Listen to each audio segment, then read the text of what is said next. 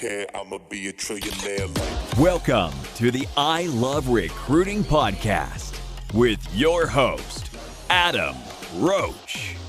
Welcome back to the I Love Recruiting podcast, everyone. I am your host, Adam Roach. And guess what? We have a return guest today, someone that is near and dear to my heart. And you are definitely going to want to sit down and take some notes because Miss Sallie Holder is going to rock your world. Sallie, welcome to the show. Thank you, Adam. I'm delighted to be here. Always a pleasure. Absolutely. My pleasure too. So let's dive right into it. I want to go right into hitting rock middle. I want to go into your coaching. I want to go into everything you are doing to inspire people pretty much all around the world. So tell us who Sallie Holder is. Bring us up to speed with what you're doing. Yeah, so I am an author. I wrote a book called Hitting Rock Middle. And in January, USA Today named it one of the top 20 books to change your life and your business in 2021. I did not know that. Congratulations. Yes, thank you so much. Very excited and proud of that. Mainly because it's going to give more people an opportunity to read it. And I always find that they learn something about themselves. And really, that's the goal. And so I do provide coaching. Majority is through a 90-day coaching program called the Revenue Roadmap. And the idea is that the book will inspire you to create change and desire change, and that the Revenue Roadmap will allow you to be able to take your business to the next level and actually execute and implement that change that you've been desiring. So I love what I do. I'm obsessed with making people more money.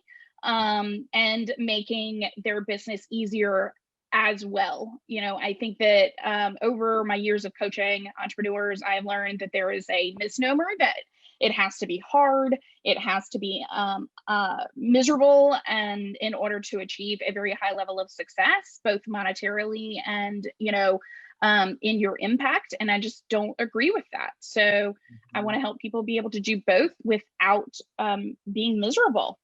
Right. You know what I love about this, and I'm sure everybody can already feel it. You have a massive passion around this, don't you? Mm-hmm. I do.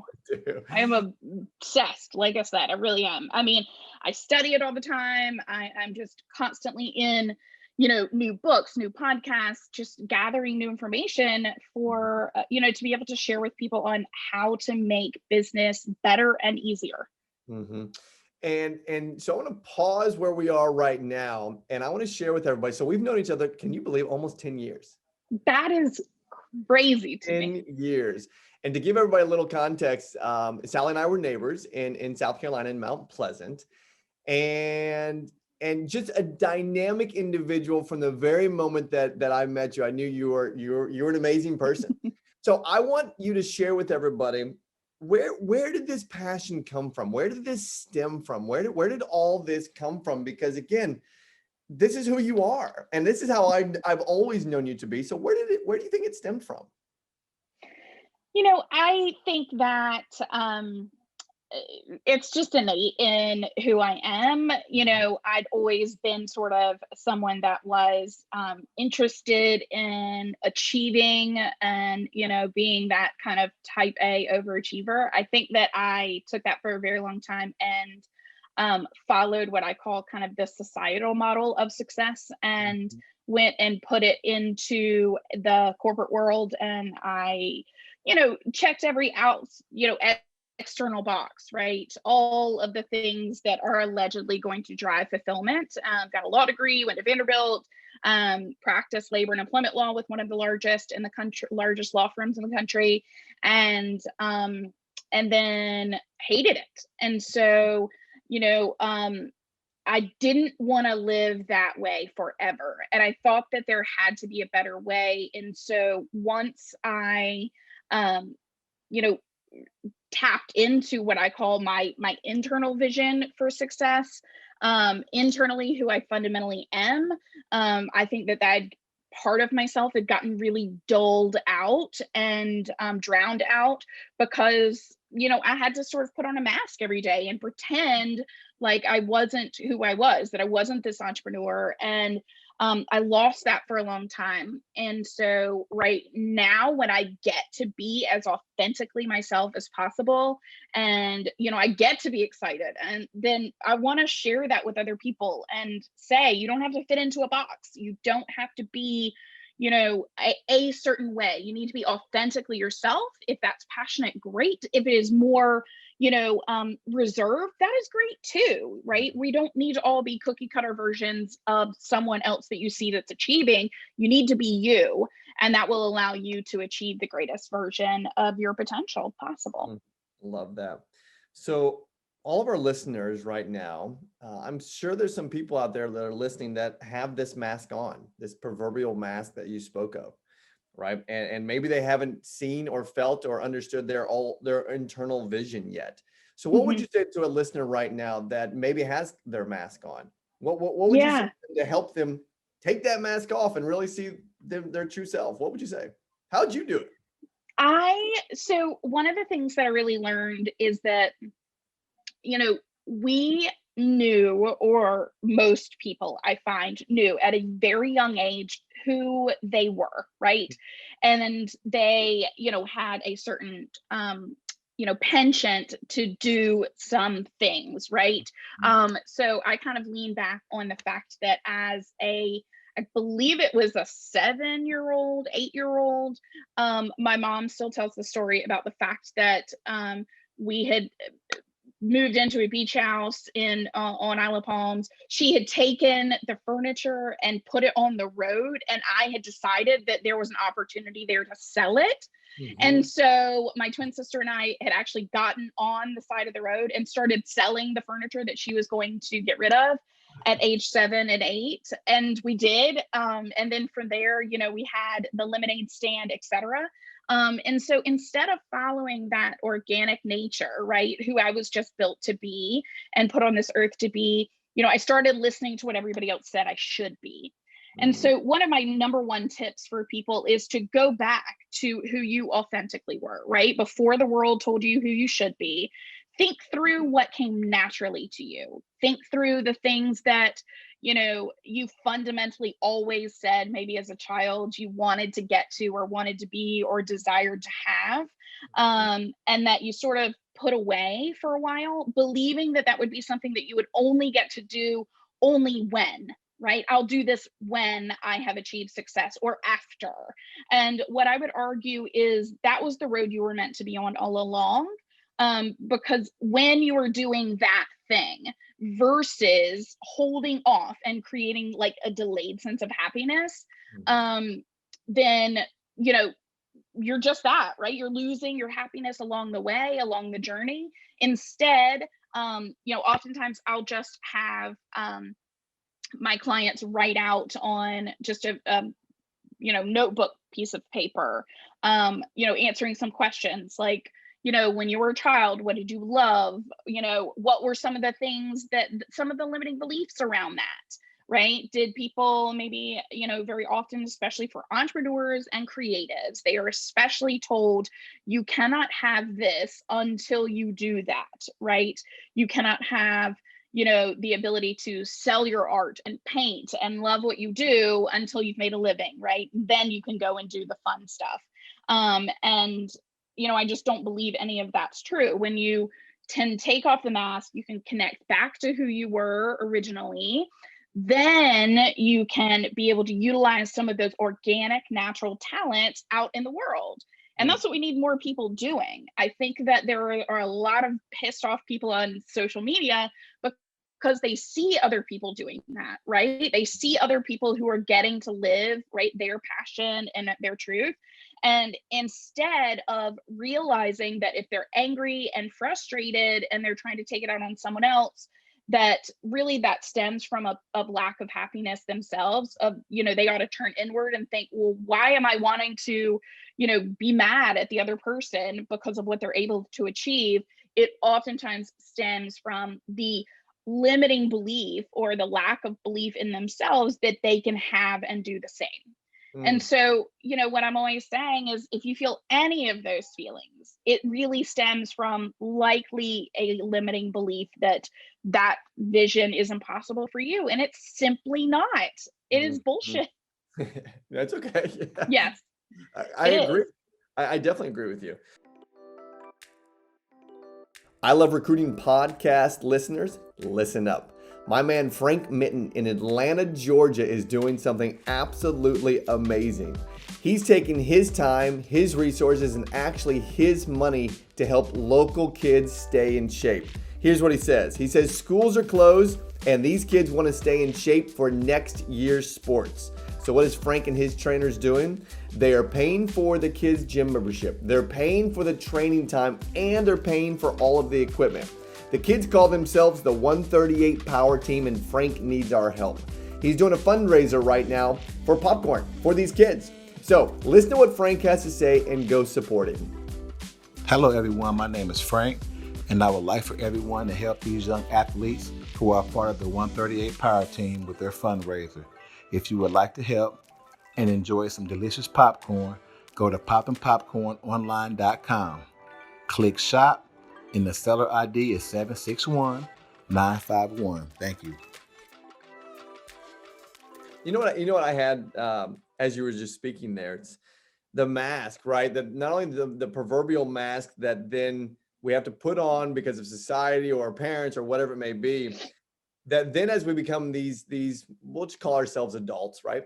As we become these adults, we can actually revert back to our former Yeah, inner child almost, if you it will. is. Say, hey, It is. listen, we can go play in this space now because now maybe we've had the resources, the knowledge, the money, the skill set.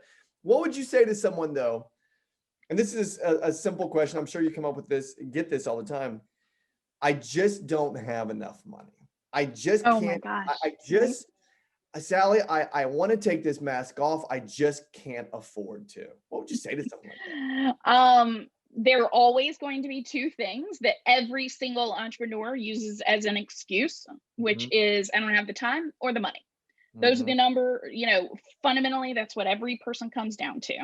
And we have created, again, those roadblocks because of what we fundamentally fear is on the other side of it, right? We fear that if we put ourselves in a vulnerable position in any way, shape, or form, that we will fail. mhm, And what I say to people is, I hear what you're saying, because anytime I hear the statements, I don't have time or money, I know immediately that they are just operating in a mode of fear, right? I'm scared. So, really, what I'm hearing is them say to me, I'm scared. And so, I immediately have a little bit of empathy and I tell them, hey, I hear where you're coming from. But I know what's at the root of that because I lived like that for a very long time too, right? That's how I know. But at the end of the day, what we're truly scared about are the two self-centered fears, right? The fear of not getting what we want or the fear of losing what we already have. mhm, And so what I tend to address with them is let's talk about those instead of talking about the money, right? Because fundamentally, I tried the other version. I tried like mapping out all of the revenue. I tried showing them factually how they can earn more in a shorter period of time and all of that. And none of that convinced them, right? mhm, And so I learned quickly it wasn't actually the money that was driving that. It's the feelings behind the money, the feelings that the money represents. And that is the money represents a feeling of success. And so what they're really saying is I'm scared of losing something I already have, right? I'm scared of losing the success or the perceived success I currently have. And mhm, so I try to address that and say to them, what's the worst that could happen? Right? Let's play the tape forward. What is the absolute worst that can happen? And, I jokingly say this, but it's true. Like our brain goes from 0 to 10. And so our brain tells us, here's what's going to happen. I'm going to lose everything. I'm going to be homeless. Like I'm not going to be able to drink Starbucks coffee anymore. Like the worst is going to happen. right. And so I say, well, let's just like roll all the way through that. Like and see if you actually can get to that place where you are homeless like Mhm, and then what they realize is that that's when we can play the tape all the way through, that that's not going to happen. What will likely happen is that they will be uncomfortable. And what will likely happen is that there might be periods where they might not, splurge on the designer clothing, or they might feel a tinge of discomfort of, not being able to buy some Louis Vuitton. But what is more likely going to happen is that, and what I find is that they were spending unnecessary amounts of money to fulfill the lack of happiness, right? Way more than they were willing to acknowledge. And so the cutback on the revenue potentially was negligible, right? That they still could pay all their bills and they could pay everything that they needed to pay. And that, all of the extra money that they are now not receiving for a short, minor period of time was actually being wasted and thrown away anyway, because they had to spend in order to fill, right, that lack of fulfillment that they were experiencing. So, at the end of the day, the money is only a representation, right, generally of your fear, right? And that external validation that you're kind of looking for. When you internally are following your passion and doing what you're meant to do, right, the money ultimately just becomes a really great perk, right? A really great reward. And I have seen it time and time again, and frankly never been proven wrong on this, and I'm sure you haven't either, which is, yes, that short period of time may exist, but what is on the other side of that is monumental riches, right? More than they could have ever possibly imagined, because they're authentically doing the thing they were meant to do. And then, the rewards are, incredible, both in fulfillment and in, the monetary success. But you got to be willing to, trudge what I call that discomfort zone, right? Between where you are now and where you want to be. And if you aren't willing to walk that, then let's just call a spade. Nothing's ever going to change. Right. Yeah. Well, I think you nailed it with, I circled it really, really big here. The feelings, right? The emotion that is driving people to live this life, or to keep this mask on, is what drives people to live this lifestyle that they know isn't correct, to be this to have this law degree and to be this lawyer that you don't want to be, right? Which is what you went through. And what's really powerful about this, and I have no doubt that our listeners are hearing this, the I Love Recruiting company is made up specifically of recruiting. And we have a vision statement, Sallie, that says, we will empower recruiters, with an asterisk, to change 100 million lives. And the idea with the asterisk is we say that everyone is a recruiter, right? Yeah, true. So even in your space, you are recruiting people to change their lives and change the way that they're feeling about something. And that's what we do in the recruiting spaces. We get them uncomfortable so they can see that. Okay, I want to transition now. I want to go into the book, Hitting Rock Middle. I want to know about the title. I know about the title, but I want our listeners to know about the title. Tell us more about that title, because I love it.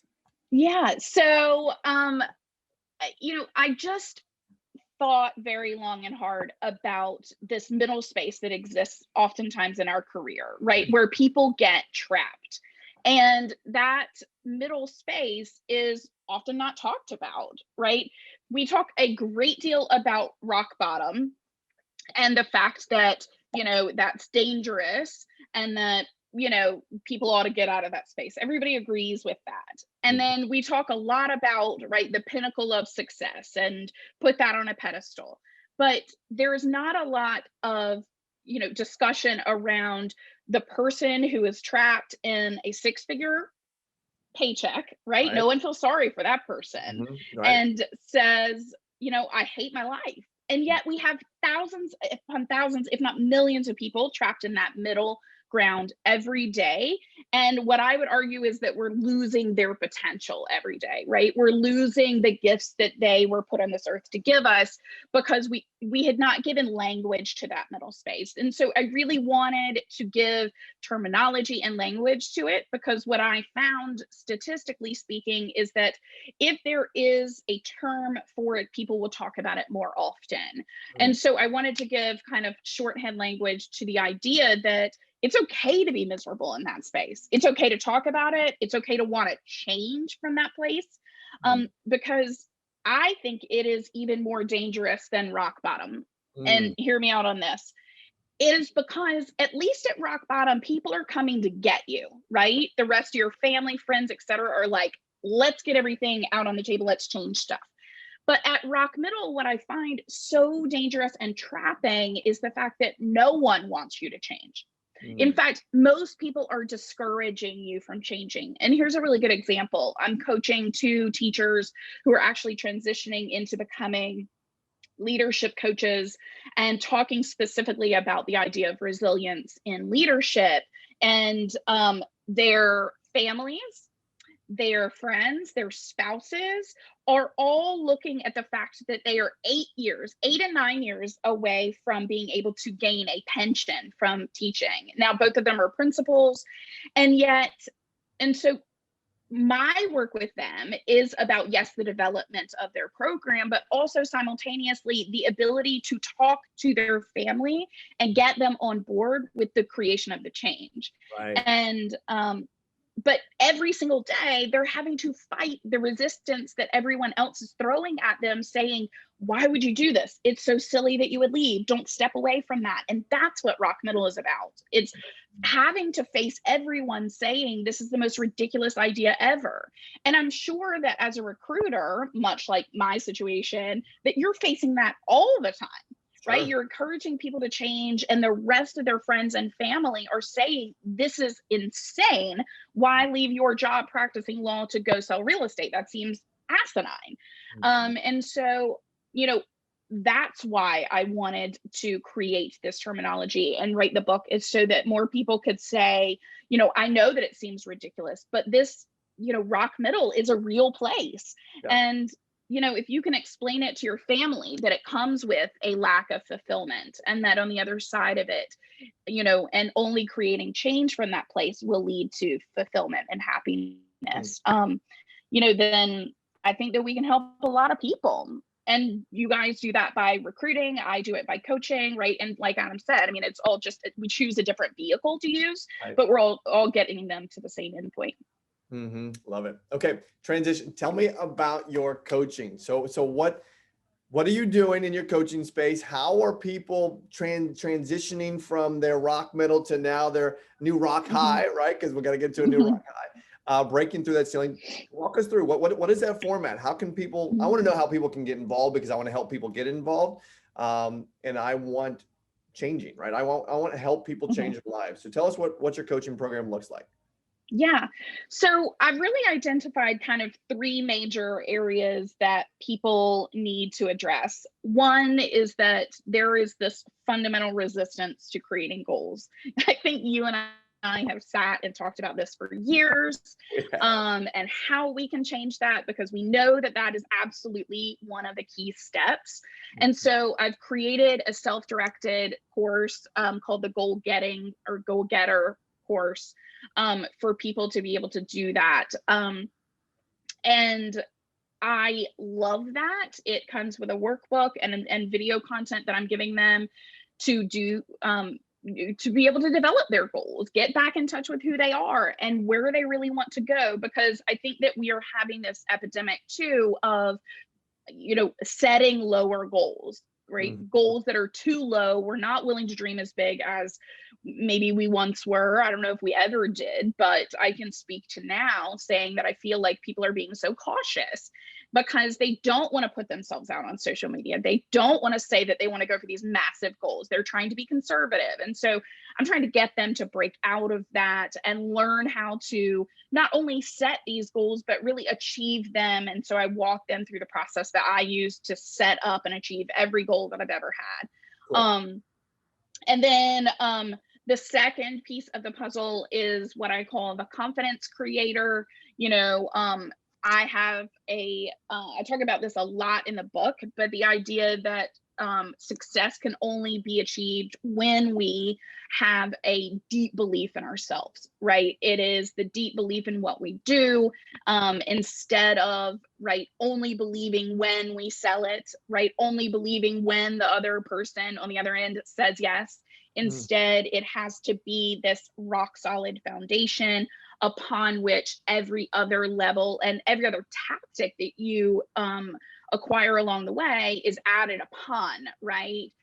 Your tactics and understanding about real estate can come above that, right? And built on top of your fundamental rock solid belief in yourself and confidence. And so, and I think a lot of people are really missing that, the growth of imposter syndrome and being able to just see fundamentally what so many other people are doing and compare themselves creates, right, a lot of that lack of belief. And so I wanted to pour everything that I knew about that, internal development into a program. So I created that, also self-directed. And then my signature program is this 90-day coaching program called the Revenue Roadmap, because, once you have goals, where you want to go, once you have this deep belief in yourself, then you really are ready to amplify the results that you're getting in your business. And so, I take them through, a 3-step process within the 90 days, right? The first 4 weeks is really all about, the development of their revenue stream, understanding everything about how, where leads are coming from, what is their overall revenue, where do they want it to go, how can they diversify their revenue streams to incorporate new revenue streams, maybe some passive income, how can we do all of that to expand their reach.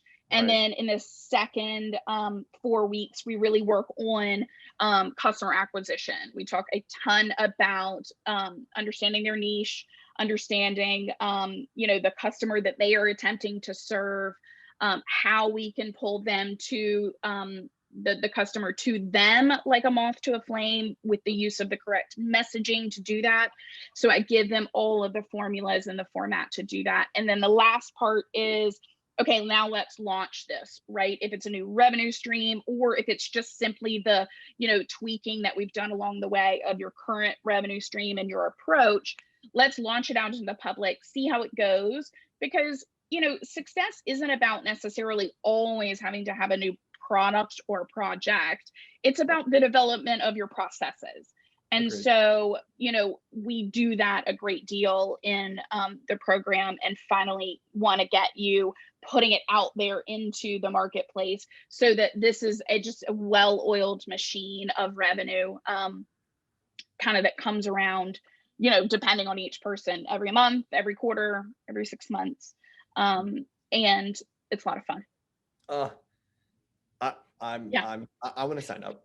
I'm ready to sign up right now. I want to increase. So 90 days, gang. That's what it was. 90-day revenue roadmap. And you just heard the 3-step process there. Miss Sallie Holder, this has been fantastic. I mean, this time has literally flown by. I know. Flew by. So, gang, here's what I want to do. I want to do something for the listeners. I want to do something to continue to grow all of you. I want to buy Hitting Rock Middle books for people, Sallie. And I want to do it for the first 5 people that somehow, some way get in connection with you. Now, here's the crazy part, gang. So this is going to happen twice. So we're going to do this. So 10 books, because this podcast will drop next Wednesday. So podcast listeners, you're not going to miss out if you're not watching this in the Art of Recruiting right now. So Art of Recruiting people, Sallie, what should people do to go get one of these 5 books? I want to buy them. They can message me on Instagram. That's always the easiest. Yeah. Follow me on Instagram, at Sallie Holder. Yeah. Okay. So super at easy. Sallie Holder. Do you want to spell it for him? Just so. Yes, you're right. SALLIEHOLDER. You can head there. And then my website is growwiththebrim, BRIMM.com, growwiththebrim.com. Perfect.